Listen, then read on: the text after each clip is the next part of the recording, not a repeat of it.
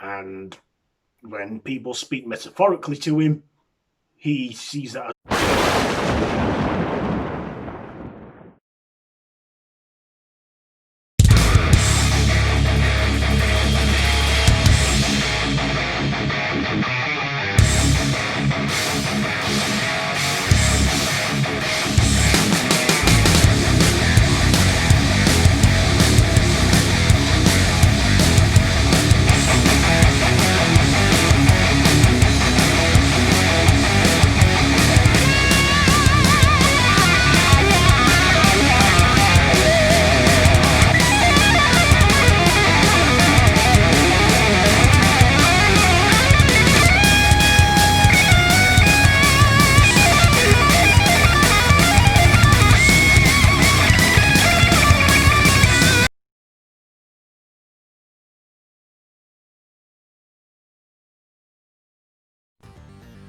Why, hello there YouTube and welcome back to 31. So we're on day 8 now, and for that we're in the year 1997 and I'm reviewing for that one, Wishmaster.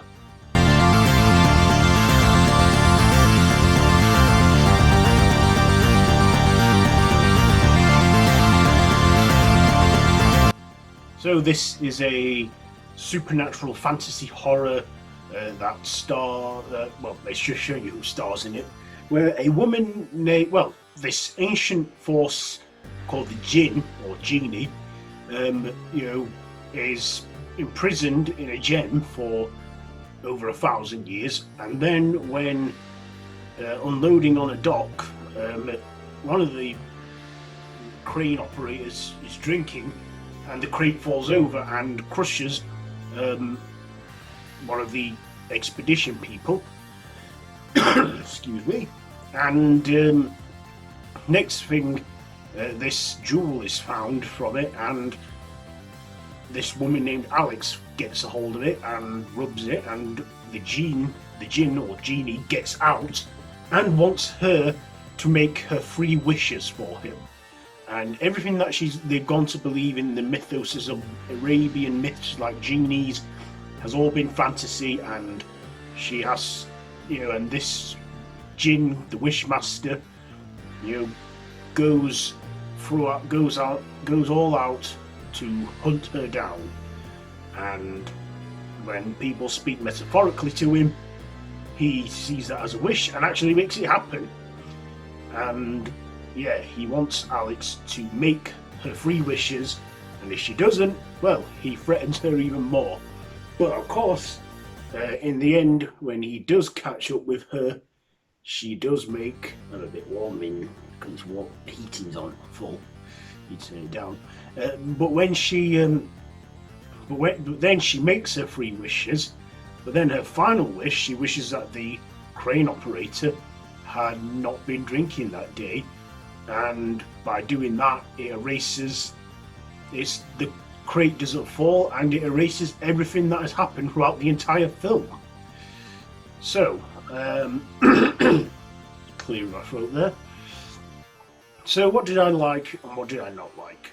Well, first of all, I like that this was a horror movie that I've never really, I've never really seen any Wishmaster films, but I thought, if I see this on Netflix, I'll give it a watch. I will give it a watch.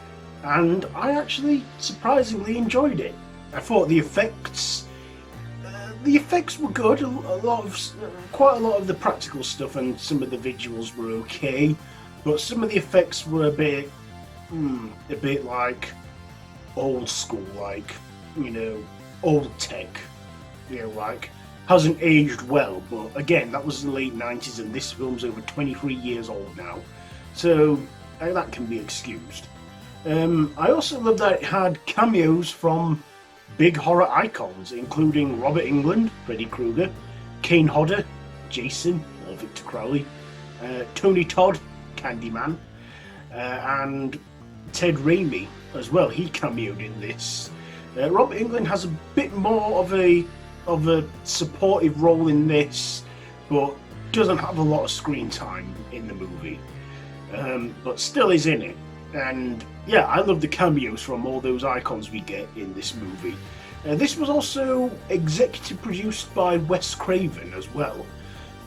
Wes Craven, you had involvement in this movie because they did say when I looked and I thought, but then when it said Wes Craven presents, well, oh, he's got some involvement in this film, and he was executive producer.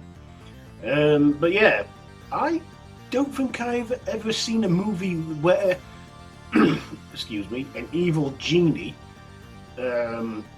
is the antagonist and wants to make 3 wishes. But of course, you got to be careful when you make a wish to him because you got to be really, really specific because he'll grant the wish, but not in the way you hoped he would.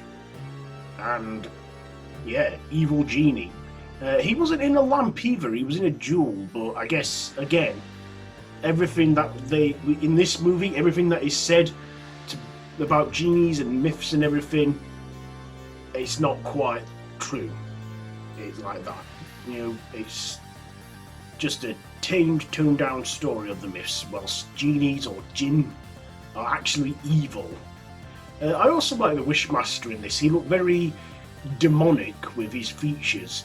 Of course, he did wear a human face, which was his actual face in real life, I think. And I can't remember the actor's name now, but he put up a great performance in this too, especially our leading final girl, Alex, well, the woman who played her. She did a great performance in this too. We also had a detective in this, played by Rico Ross, and Kane Hodder was a security guard. Yeah, I mean, the cinematography was good, but when it came to like the big digital effects, I guess they were effects of their time and they were probably groundbreaking back then, but since then technology has way advanced, so I can understand that, But yeah, it was quite a good film. Do I have anything to dislike? Nah, I can't think of much to dislike about this film. I mean, I guess there were a few slow, boring filler parts in there, but still an enjoyable film. So my ratings now, I'm going to give Wishmaster, do you know what, I'll give this 4 machetes out of 5 because I actually enjoyed it. I know that they did some sequels to this movie and I may check them out in time. So yeah, 4 machetes out of 5 for Wishmaster. So that has been 31 Day 8. Have you seen this one? Let me know down in the comments below if you have. What do you think to it? If you like this video, be sure to give it a big thumbs up, share with your friends. Feel free to subscribe to my channel if you haven't already and you're new here and you want to see more from me. I usually upload main videos every Friday and horror reviews whenever, but it's October, so I'm reviewing a horror movie throughout the years between 1990 to 2020, for 31 days, because it's October, the Halloween season. So, I will see you tomorrow, and until then, until next time, don't have nightmares.